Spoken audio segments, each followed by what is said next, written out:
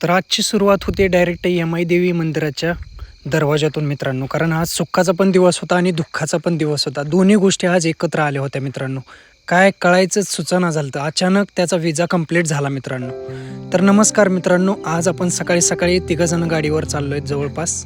आणि तिघंजण कोण आहेत तर मी आहे, भाऊ आहे आणि दादा आहेत, म्हणजेच काका आहेत. आम्ही तिघंजण चाललो होतो तर कुठं, यमाईच्या मंदिराकडं, जे की आपल्या गावाच्या बरोबर बाहेर 1-1.5 किलोमीटरवर आहे. मग त्याच्याकडे जायचं कारण असं ठरलं मित्रांनो की तुम्हाला मी सांगू इच्छितो. तुम्हाला मी मागच्या पण व्हिडिओमध्ये सांगितलं होतं की आपला जी भाऊ आला होता त्याची निवड झाली होती अबुधाबीसाठी, जी की तो अबुधाबीला जाणार आहे आणि त्याची ड्युटी तिकडे लागलेली आहे, त्यामुळे तो आपल्या देशातून बाहेर जाणार आहे. मग त्याच्यासाठी सकाळी सकाळी घरच्यांनी बरोबर सगळ्यांनी सांगितलं की त्याला देवीला जाऊन ये, कारण आपण प्रत्येक वेळेस आलो गावात की देवीला पाया पडायला येतो, कारण देवीचा आशीर्वाद आपल्या पाठीशी आहे काय म्हणून. मग सकाळी सकाळी आलो देवीचं दर्शन घ्यायला तिघंजणं. पण देवीचं व्यवस्थित एकदम दर्शन पार पाडत आपलं पुढचं नियोजन करायचं ठरलं होतं. मग त्यानं पण नारळ आणला होता, नारळ वगैरे फोडून घेतला. बारक्या पगुलीला सोबत आणलं होतं, तिला वगैरे त्यानं पाणी पाजलं, नारळातलं पाणी ती पण पिली.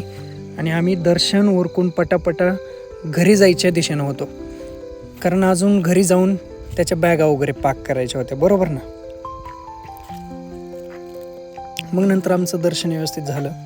त्याच्यानंतर घरी आलो तर लगेच त्याच्या बॅगा पॅक करायला चालू झाल्या, कारण थोडं सामान पॅक करायचं राहिलं होतं, बाकीचं सगळं पॅक केलेलं होतं. त्याचं वजन पण चेक केलं, कारण जाताना एअरपोर्टवर वजन चेक करतात, तुम्हाला पण माहीत आहे मित्रांनो.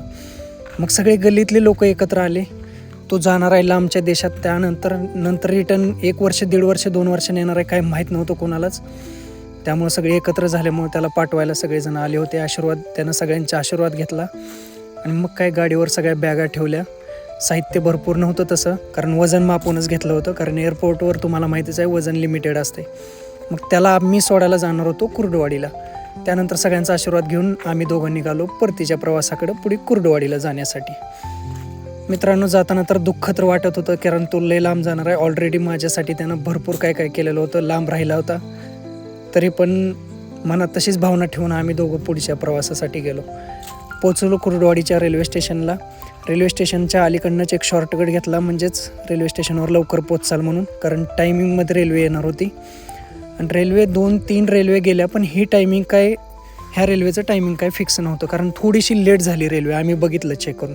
मग थोड्या वेळानंतर वाट बघून ही ट्रेन आली, जी की छत्रपती शिवाजी महाराज टर्मिनसला जाणार होती, कारण त्याला इथून जायचं होतं मुंबईला. आणि मुंबईतून त्याला उद्या पहाटेच्याला सकाळी 4 वाजता फ्लाईट होती अबुधाबीसाठी.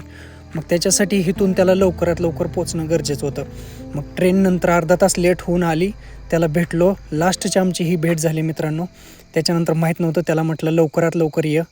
मग त्याला भेटून मित्रांनो मला जायचं होतं कामावर, मग मी पण गेलो नंतर माझ्या कामावरती मित्रांनो. तर आजचा हा सुख दुःखाचा ब्लॉग तुम्हाला मित्रांनो कसा वाटला कमेंट करून नक्की सांगा. आणि तुमच्या घरातला पण एखादा व्यक्ती ज्यावेळेस बाहेर जातो त्यावेळेस तुमची रिॲक्शन काय असते ती पण मित्रांनो शेअर करा. थँक्यू.